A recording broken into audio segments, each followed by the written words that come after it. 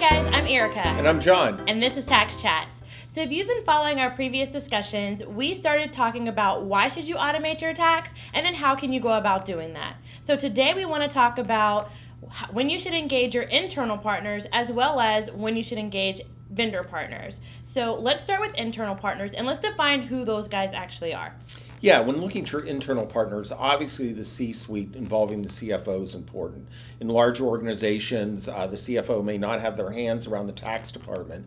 In smaller, medium-sized organizations, the tax department may be running the show.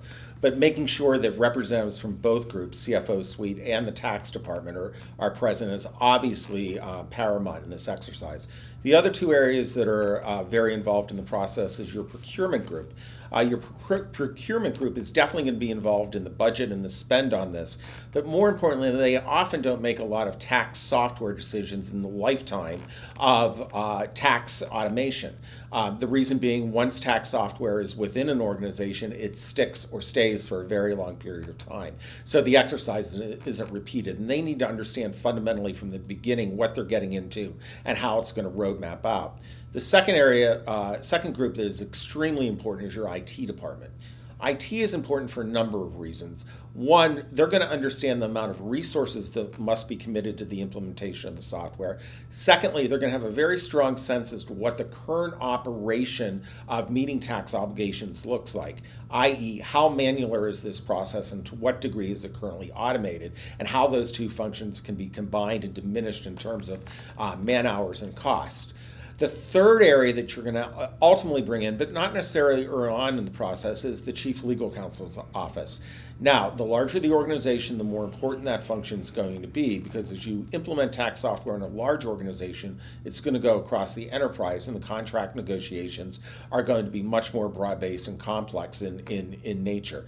Smaller, medium-sized companies, you may have a CLO officer, you may not. You may go to outside counsel, you may not. It may be signed without their input, who knows? But the three keys to this are your procurement, your CLO, obviously the CFO suite, and finally, most importantly, as we discover time and time again, the IT function.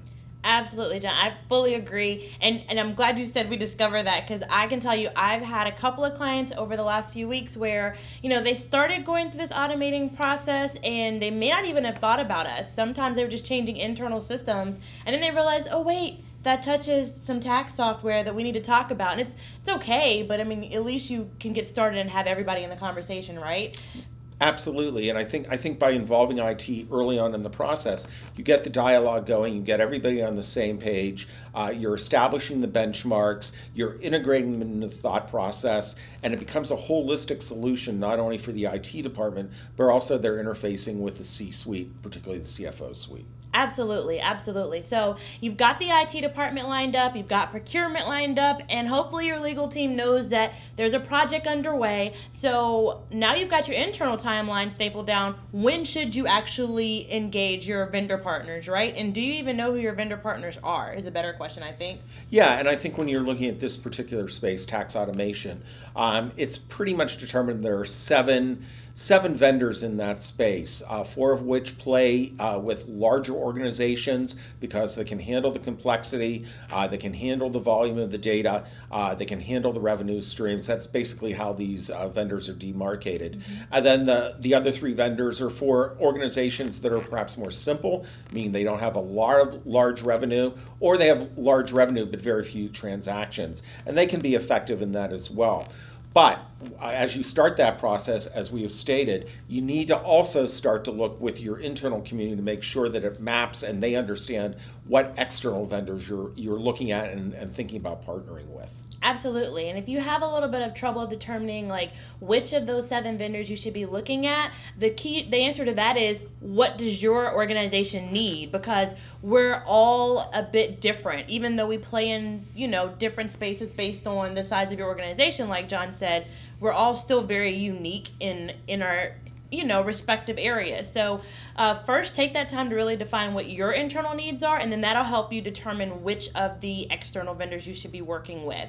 And you should bring us in as soon as you possibly can. No question is too small or too big for us, and you'll be really surprised at how we can partner with you from the beginning of your process all the way through the end, through procurement and everything. You'd be very surprised what we're able to do for you. Yeah, collectively we bring a lot of subject matter expertise into the equation and make the entire process of vendor selection and software tax automation a lot easier when you combine forces and form the alliances.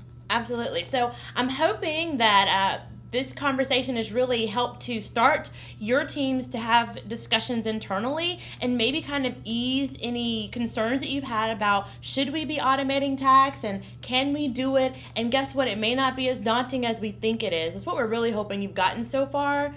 So what we'll do on the next episode is we're going to talk to you a little bit about what tools are out there in the market to help kind of even make this process a little easier for your team as you get started. Right, John? Correct, and I think it'll be very valuable when we analyze the tax automation space, and I'm looking forward to it. Absolutely. I'm Erica. And I'm John. And this is